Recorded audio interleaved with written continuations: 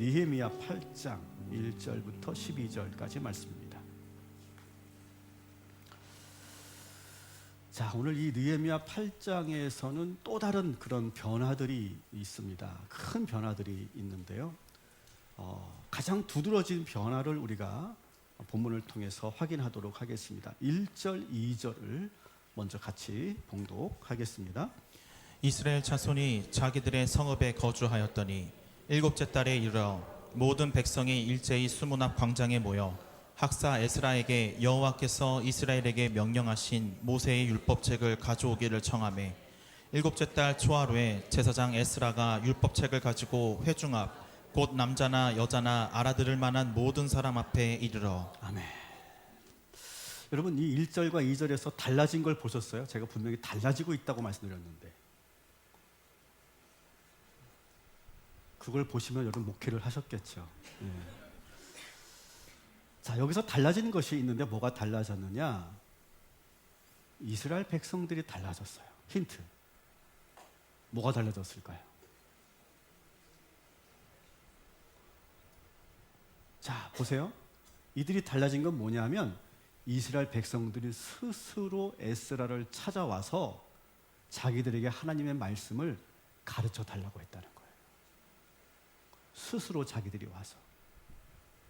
그 전까지 이스라엘 백성들은요, 항상 당하고만 살았잖아요. 그리고 항상 침략만 당했습니다. 그러다 보니까 늘 수동적이었어요. 여러분, 우리나라 역사를 보세요. 우리나라 역사에서 5,000년 동안 우리는 한 번도 침략해 본 적이 없잖아요. 늘 당하고만 살았잖아요. 그래서 우리나라 이 대한민국 사람들 DNA는 뭐가 있냐면 안전. 그게 되게 중요해요. 안전.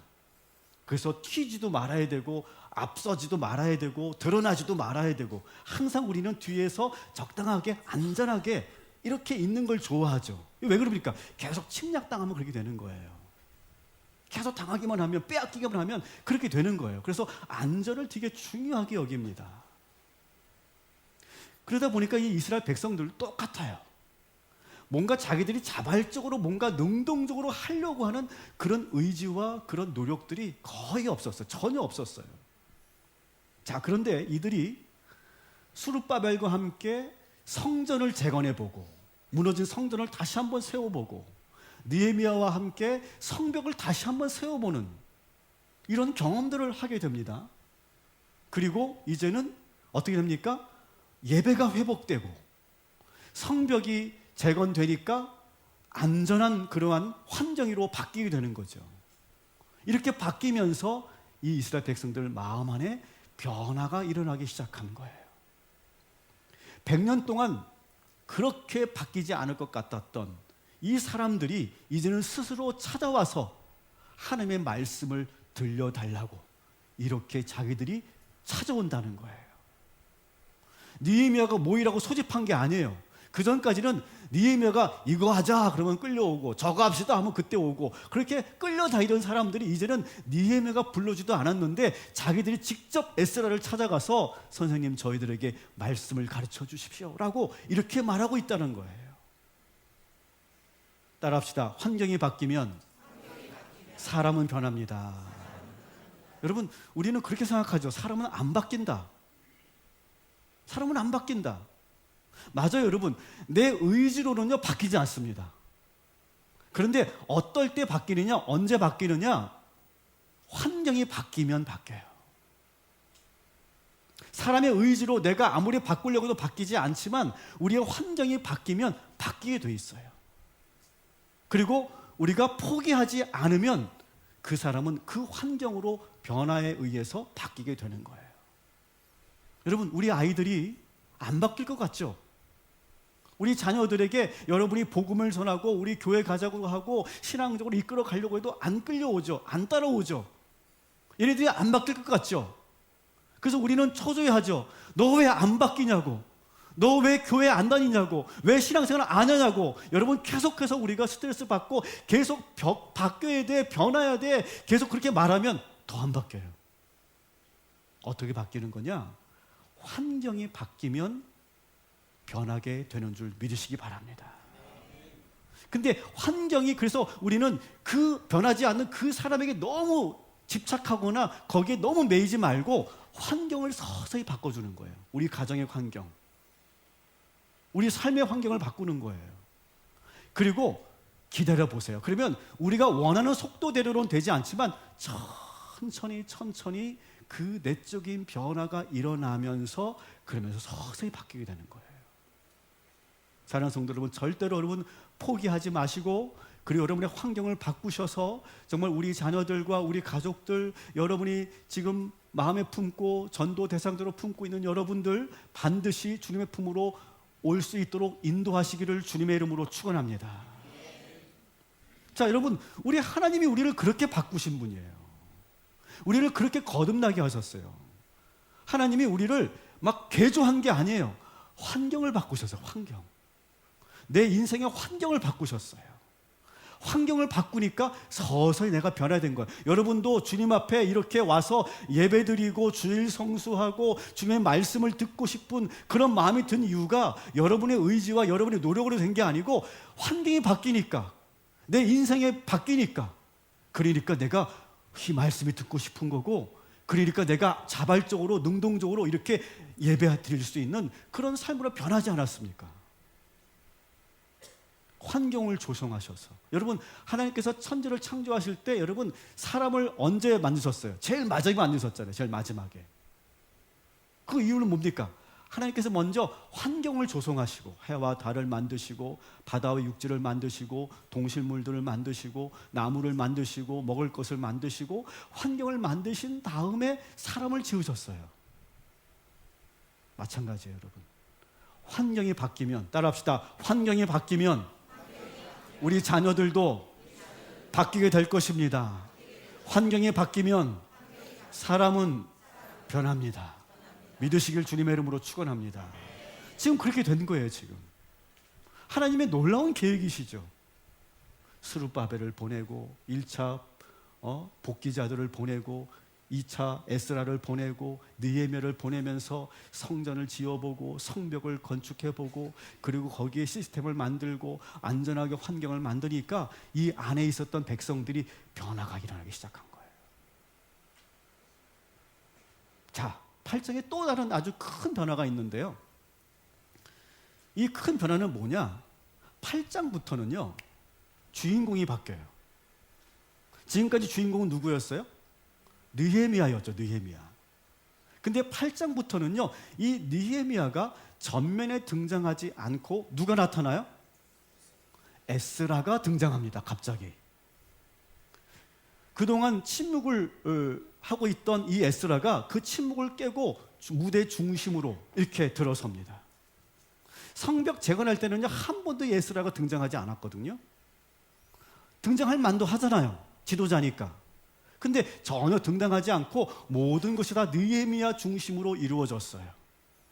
그런데 이제 8장부터는요 이제 느헤미야는 뒤로 물러나고 이제 에스라가 이제 무대 중심에 서서 후반 이 느헤미야를 이끌고 갑니다.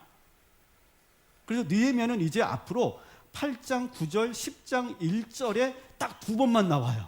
그리고 이제는 느헤미야가 안 나와요. 13장까지 끝까지.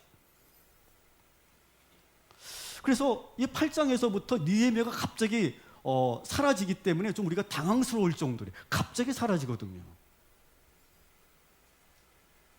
여러분, 에스라와 느헤미야는요 그런 관계예요. 그런 관계. 느헤미야는 총독이고 정치가고 행정가잖아요.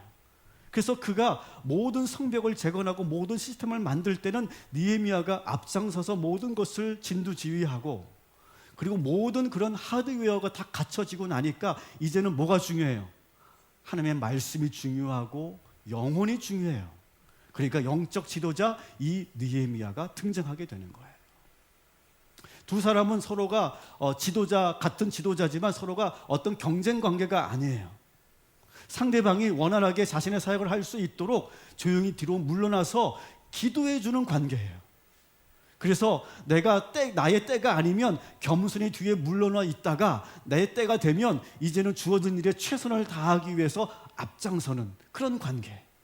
앞서고 뒤서는 그런 팀워크를 이루고 있는 거예요.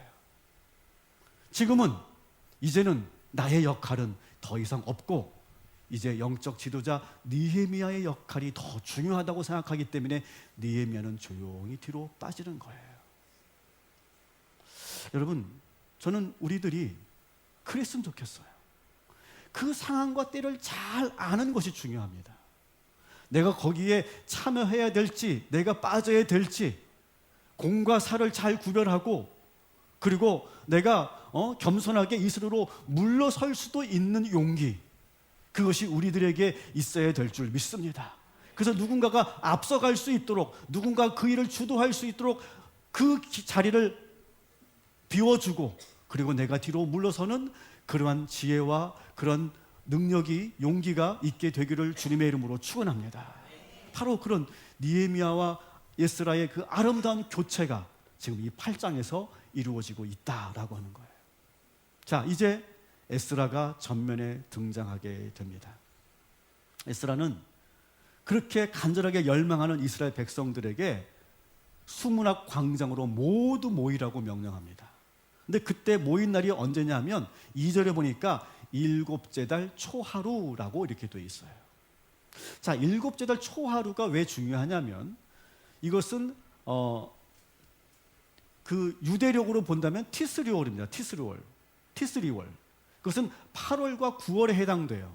근데 우리는 태양력을 쓰고 있기 때문에 우리는 1월이 첫 새해고 이스라엘에서는 8월과 9월 티스리월이 새해예요.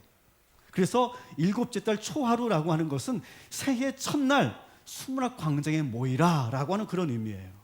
그날을 이스라엘 백성들은 나팔절로 지켰죠.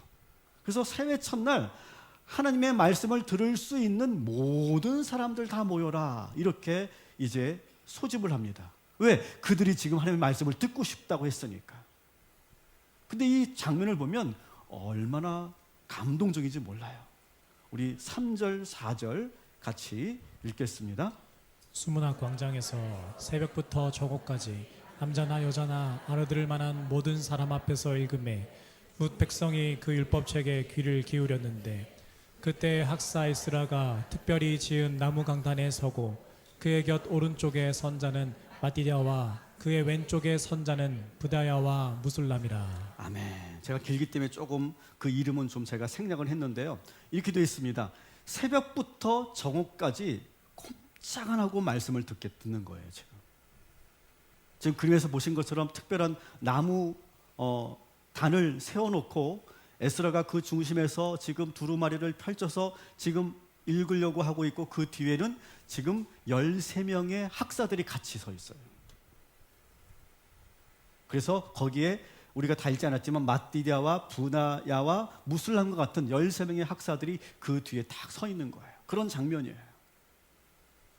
그러니까 지금 새벽부터 정오까지니까 새벽 5시부터 12시까지라고 하면 거의 7시간을 꼼짝 안 하고 지금 서서 이 에스라가 전하는 말씀을 귀 기울이고 듣고 있는 거예요. 자, 그런데 왜 뒤에 이 13명의 학사들이 같이 있었을까? 이들은 아마도 그런 역할을 했던 것 같아요. 여러분 상상해 보세요. 지금 느헤미야가 이렇게 많은 사람들에게 지금 하나님의 말씀을 전하면 들릴까요, 안 들릴까요? 들릴까요, 안 들릴까요? 대답 좀 해보세요. 들릴까요, 안 들릴까요? 저는 지금 뭘 사용하고 있죠? 마이크를 사용하고 있잖아요. 그 당시 마이크가 없잖아요. 아마 그런 역할이었을 거예요. 에스라가 이제 말씀 한 구절을 읽으면 그 13명이 큰 소리로 전하는 거예요. 태초에 하나님이 천지를 창조하시니라, 천지를 창조하시니라, 이런 식으로 지금 확성기 역할, 마이크 역할을 하고 있는 거죠. 그래서 모든 백성들이 하나님의 말씀을 한자도 다 거르지 않고 다 들을 수 있도록 그렇게 지금 조치를 해놓은 거죠. 자, 그리고 이제 에스라가 전하는 하나님의 말씀을 듣습니다. 들으면서 이 백성들이 놀라운 그런 변화들이 나타나는데요. 우리 6절 한번 같이 읽어보도록 하겠습니다. 에스라가 위대하신 하나님 여호와를 송축하매 모든 백성이 손을 들고 아멘 아멘 하고 응답하고 몸을 굽혀 얼굴을 땅에 대고 여호와께 경배하니라. 아멘. 그들은 가만히 듣고만 있는 것이 아니라 손을 들고 아멘 아멘 했다는 거예요. 그리고 어떤 사람은 땅에 얼굴을 대고 하나님을 막 경배합니다. 너무너무 좋아서, 그 말씀이 너무너무 좋아서. 전 지금도 잊을 수 없는 그런 사역의 경험이 있는데, 우리 김학주 목사님은 가끔 이제 오살리 기도원 아시죠? 오살리 기도원을 가셔서 집회를 인도하셨어요. 그러면 제가 가끔 수행을 해서 같이 가게 됩니다. 근데 오살리 기도원 여러분 아시는 것처럼 10,000명이 모이는 집회장이에요. 그러니까 뭐 그런 스포츠 경기장 말고 일반 실내 공간이 10,000명이 모이는 곳은 거기밖에 없어요. 여러분 근데 10,000명이 모였는데 꽉 차 있거든요. 정말 앉을 곳이 없을 정도인데, 근데 그때 우리 목사님이 말씀을 전하면 이 10,000명이 다 아멘! 아멘! 하는 거예요. 근데 그 소리를 들으면요 막 전율이 옵니다. 막 찌릿찌릿해요. 막 그 소리만 들어도, 말씀의 그런 은혜도 있지만 그 성도들의 그 열기, 그 적극적인 아멘 소리가 얼마나 힘이 되는지 몰라요. 그래서 하는 사람도 놀라고 그것을 하면서 옆에 있는 사람이 그 아멘 소리를 듣고 같이 상승작용이 돼가지고 막 거기서 막 뜨거운 그런 성령의 역사가 나타나더라고요. 바로 그런 느낌이죠. 지금 그 수만 명이 모인 곳에서 이 백성들을 모두가 손을 들고 아멘을 외치는 거예요. 지금 사랑하는 성도 여러분, 하나님의 말씀을 듣고 아멘 하시기를 주님의 이름으로 축원합니다. 이 정도가 아니었어요. 하나님은 여러분을 사랑하시는 줄 믿으시기 바랍니다. 예수 그리스도께서 우리를 위해 십자가에 달려 죽으시고 우리를 구원하신 줄 믿으시기 바랍니다. 지금 이곳에 성령님이 함께하고 계심을 믿으시기 바랍니다. 여러분 오늘 이 예배를 통해 큰 은혜를 받게 될 것이고 큰 능력을 공급받게 될 줄 믿습니다. 여러분 보세요. 여러분이 하는 그 우리 성도들 하면 그 아멘 소리에 우리 같이 상승되고 있잖아요. 그래 느끼시죠? 서로가 서로에게 은혜를 끼치는 걸. 그렇게 옆에 사람이 아멘 하면 옆에 사람이 은혜를 못 받는 거예요. 근데 옆에 사람이 아멘 하면 나도 은혜 받는 거예요. 아멘 하시기를 주님의 이름으로 축원합니다.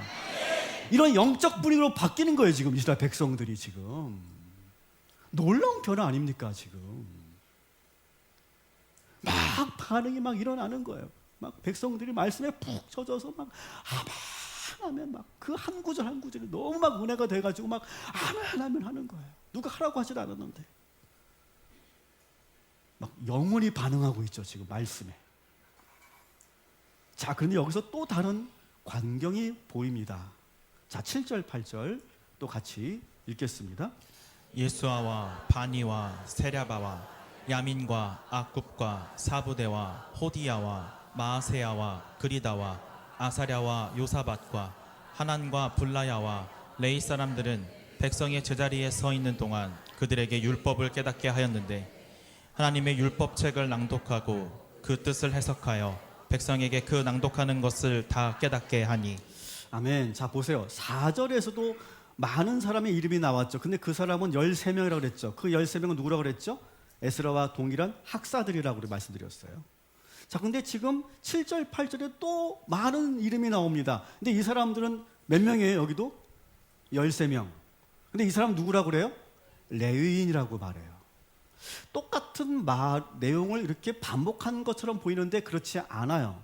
이런 분위기예요. 뭐냐면 에스라가 강단에 서 있습니다. 그리고 그 뒤에 13명의 학사들이 쫙 있는 거예요. 그들이 지금 마이크 역할을 하고 있다고 그랬어요. 그리고 그 밑에는 13명의 레위인들이 있는 거예요. 위에 13명의 학사들과 그 밑에 13명의 레위인들이 있는 거예요. 근데 이 사람들이 하는 역할은 뭐냐? 이 사람들은 하나님의 말씀을 통역해 주고 있는 사람들이에요. 왜 통역이 필요했냐? 여러분, 하나님의 말씀 구약 성경 토라는 무슨 문자로 쓰여졌죠? 히브리어로 쓰여졌어요. 근데 나라가 멸망하고 나서 이 이스라엘 백성들이 이 언어를 잊어버렸어요. 히브리어를 사용하지 않게 된 거예요. 그리고 그들은 아람어를 사용했습니다. 아람어. 그래서 이미 이 히브리어는 죽은 언어예요. 이 토라에서만, 성경에서만 사용되는 언어고 일상 언어는 다 아람어로 사용하고 있었어요. 그러니까 이 에스라가 히브리어로 하나님의 말씀을 이렇게 전하면 알아들을 수 있는 사람이 거의 없는 거예요. 그래서 지금 이 밑에 있는 레위인들 13명이 그 말씀을 지금 통역해 주고 있는 그런 장면인 거죠.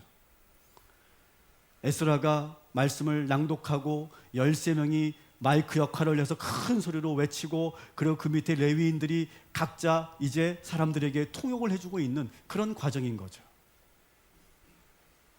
제가 어릴 때 빌리 그레이엄 목사님이 오셔서 한국에 오셔서 지금도 기억나요. 어릴 때 여의도 광장을 제가 간 기억이 있어요. 그때 빌리 그레이엄 목사님이 영어로 막 설교하시면 그 옆에서 통역을 해주셨어요. 김정한 목사님이. 그럼 그 목사님의 그 통역을 듣고 우리 거기 있는 100만 명이 모인 그 성도들이 막 아멘 아멘 하면서 막 그 말씀을 들었던 그 풍경과 동일한 풍경인 거예요. 다 모두가 정말 그 말씀에 푹 빠져서 정말로 완전히 그 말씀에 지금 젖어들어 있는 그런 상태인 거죠. 자, 그런데 계속 그렇게 새벽부터 정오까지 계속 이 말씀을 들으니까 아멘 아멘 소리도 클 뿐만 아니라 이제는 내적으로 영적인 변화들이 나타납니다. 구절을 보시면 이렇게 돼 있어요. 백성들이 하나님의 말씀을 듣고 어떻게 합니까? 다 울기 시작했다는 거예요. 구절에 보세요. 제가 거짓말 하나 안 하나. 구절에 울기 시작합니다. 한쪽에서 막 누군가 울기 시작하는데 그 우는 소리가 점점 더 번지더니 모든 회중들이, 그 수만 명의 그 성도들이 거기서 다 같이 막 울기 시작합니다. 말씀을 들으면서. 저는 얼마나 그랬으면 좋겠어. 제 말씀을 듣고 우리 성도들 울었으면 좋겠어.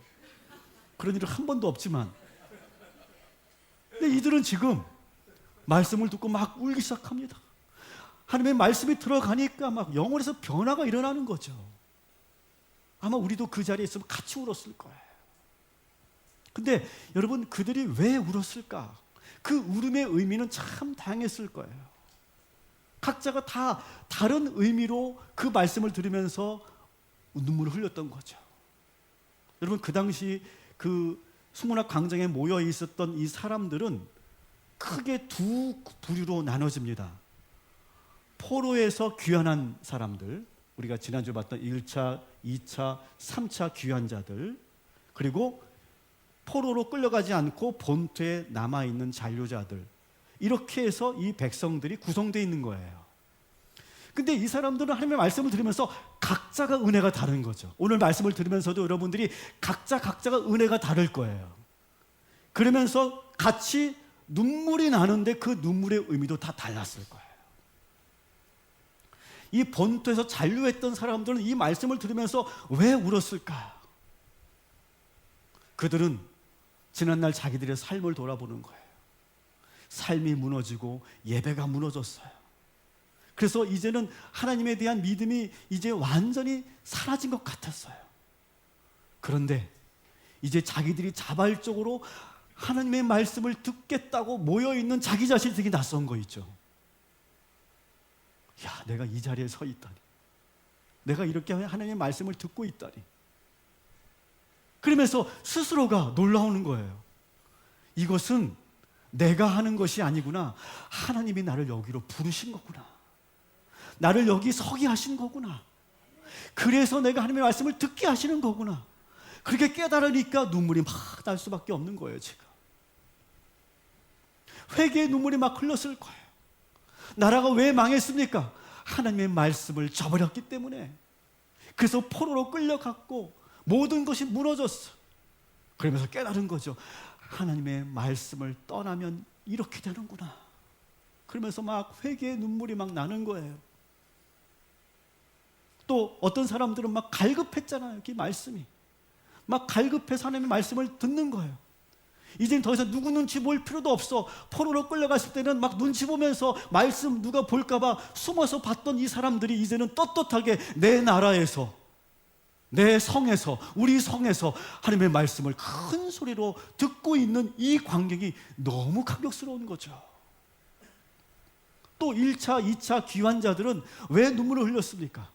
막상 와 보니까 현실이 녹록치가 않아. 괜히 온 것 같아. 후회가 있었어. 그런데 떠나지 않고 이제 성전을 짓고 성벽을 재건하면서, 그리고 이렇게 지금 모든 백성들이 한마음이 되어서 예배하는 이 모습을 보면서 이 귀한 자들이 뜨거운 눈물을 흘리게 됩니다. 이걸 보게 하시려고 나를 여기까지 인도하셨구나. 이 영광의 자리에 나를 오게 하시려고 나를 페르시아 바벨론에서 나를 여기까지 인도하셨구나. 하나님의 놀라운 계획과 그 섭리 앞에서 막 눈물을 흘리는 거예요. 그리고 어떤 이들은 이렇게 눈물을 흘립니다. 거기에는 어른들만 있었던 게 아니에요. 알아들을 수 있는 모든 사람들이라고 했으니까 거기에는 어린 자녀들도 있었을 거예요. 우리 아이들 손을 잡고 같이 서서 하나님의 말씀을 듣는데 아이들은 영문을 모르겠죠. 저게 무슨 말인지 모르겠죠. 그렇지만 이 아버지는 그 아이들의 손을 잡고 뜨거운 눈물을 흘립니다. 우리 아이들만큼은 이런 고생시키지 말아야 되고, 우리 아이들만큼은 제대로 하나님의 말씀을 듣게 해야 되겠다. 이제 내가 그런 아버지가 되어야 되겠다. 그런 부모가 되어야 되겠다라고 하면서 그렇게 막 결단의 눈물을 흘리는 거예요. 그리고 궁극적으로는 하나님의 말씀에는 능력이 있잖아요. 말씀이 들리니까, 그 말씀이 내 안에 들어오니까 우리의 관절과 골수를 찔러 쪼개고 우리의 혼과 영을 찔러 쪼개서 우리 안에 모든 더러운 것을 다 도려내시고, 그 말씀이 훅 들어오니까 거기서 영혼의 반응이 일어났는데 그 영적 반응이 바로 눈물이었던 거예요. 막 그냥 이유도 알 수 없이 막 눈물이 막 주르르르 흐르는 거예요. 막 성도들이 정말 오랜만에 슬퍼서 우는 게 아니라, 억울해서 우는 게 아니라, 오랜만에 하나님의 말씀을 들으면서 이 모든 백성들이 막 목 놓아 울기 시작합니다. 여러분 한번 상상해 보세요. 이렇게 말씀이 들어가서 막 실컷 울고 나니까 그동안 응어리졌던 것들이 다 풀리고 가벼워집니다. 시원해집니다. 그래서 느헤미야가 한참을 울도록 내버려 두었다가 이제 백성들을 진정시키면서 9절에 이렇게 말합니다. 오늘은 너희 하나님 여호와의 성일이니 슬퍼하지 말며 울지 말라. 이 말은 위로의 말이죠. 울지 말라고 금지하는 게 아니라 이제 그만 울어라. 이제 한참 울었으니 이제는 거룩한 주의 날 성일이니 이제 그만 울어라. 이렇게 말합니다. 그러면서 아주 중요한 말을 느헤미야가 남깁니다. 우리 10절 같이 읽겠습니다. 이날은 우리 주의 성일이니 근심하지 말라. 여호와로 인하여 기뻐하는 것이 너희의 힘이니라. 아멘. 자, 이날은 좀 전에 말씀드린 것처럼 새해 첫날 나팔절이라고 말씀드렸어요. 원래 나팔절은요 슬픈 날이 아니라 기쁜 날이에요. 그래서 율법적으로 보면, 전통적으로 보면 이날은 서로가 먹고 마시면서 기쁨을 나누는 절기였어요. 그러니까 이제 오늘은 그렇게 우는 날이 아니니까 그만 울고 이제 우리가 같이 나누며 기뻐하자라고 이렇게 권면을 하면서 아주 중요한 그러한 말을 전합니다. 따라합시다. 여호와로 인하여 기뻐하는 것이 너희의 힘이니라. 여호와로 인하여 기뻐하는 것이 너희의 힘이니라. 여호와로 인하여 기뻐하는 것이 나의 힘이니라. 놀라운 말씀입니다. 이제 회개 그만하고 이제 그만 울고 더 이상 슬퍼하지 말고 하나님으로 인하여 기뻐하라 라고 명령합니다. 여러분, 오늘은 주의 날입니다. 여러분, 주님만으로 기뻐하시기를 주님의 이름으로 축원합니다. 세상 사람들은 이 일요일을 휴일이라고 생각하죠. 휴일이라고 생각하기 때문에 캠핑 가서 즐거운 시간을 보내고 라운딩 가서 좋은 그런 사람들과 함께 좋은 시간을 보낼 수 있습니다. 그러나 우리는 이 날을 휴일이라고 규정하지 않고 주의 날로 정했고, 이 주일날 우리가 여기 온 이유는 하나님으로 인하여 기쁨을 경험하기 위해서 이 자리에 오게 된 줄 믿습니다. 이날은 주의 날, 주님 안에서 기쁨을 누리는 날인 줄 믿으시기 바랍니다. 우리도 세상 즐거움 다 압니다. 우리도 여행 가면 즐거운 거 다 알고 우리가 캠핑 가면 좋은 거 다 압니다. 그러나 우리의 기쁨은 거기에 있지 않다. 여호와 하나님에게 있다. 그리고 하나님을 기뻐하는 것이 뭐라고요? 나의 힘이다. 따라합시다. 하나님으로 인하여 기뻐하는 것이 나의 힘이다. 예수님과 함께하는 것이 나의 가장 큰 기쁨이며 그 기쁨이 나의 힘이다. 여러분 동의하시면 아멘 하시기를 주님의 이름으로 축원합니다. 놀라운 말씀이죠. 이 말을 듣고 12절 같이 읽겠습니다. 모든 백성이 곧 가서 먹고 마시며 나누어 주고 크게 즐거워하니 이는 그들이 그 읽어 들려준 말을 밝히 알미라. 자, 아멘. 자, 여기 12절에서 참 중요한 게 있는데요. 자, 말씀을 듣고 울었던 그들이 기뻐하고 즐거워하면서 먹고 마시며 나누었더니 12절 뒤에 보면 그 읽어 들려준 말이 밝히 깨닫게 됐다라고 하는 거예요. 이게 저는 중요하다고 생각해요. 여러분의 신앙생활이 지금 건강한가 아니면 내 신앙생활에 어떤 문제가 있는가를 여러분이 진단할 수 있는 하나의 방법을 제가 말씀드릴 건데요. 신앙생활을 하면서 여러분 너무 심각해지거나 여러분 너무 불안해지면 그건 건강한 신앙생활이 아니에요. 여러분 신앙생활하면서 너무 심각해지지 마세요. 여러분 미래에 어떤 정말 그런 거 여러분 너무 걱정하지 마세요. 신앙생활하면서 여러분 기쁨을 회복하시기를 주님의 이름으로 축원합니다. 그래서 내가 신앙생활하면서 내가 기뻐져. 내가 이유도 알 수 없는데 내가 너무 좋은 것 같아. 기뻐, 행복해. 그럼 여러분 신앙생활 잘하고 계시는 거예요. 근데 여러분 신앙생활 하면서 여러분 계속 기쁨이 사라진다면 이건 신앙생활에 문제가 있는 거예요. 여러분 예배 드리면서 환한 얼굴로 하지 마세요. 무서워 죽겠어요 지금. 여러분 예배 드리면서 지금 여러분 지금 웃는 것처럼 그렇게 환하게 웃게 되시기를 주님의 이름으로 축원합니다. 기도하는데 점점 무거워져. 기도하는 점점 걱정이 더 많아져. 그건 기도가 아닌 거예요, 여러분.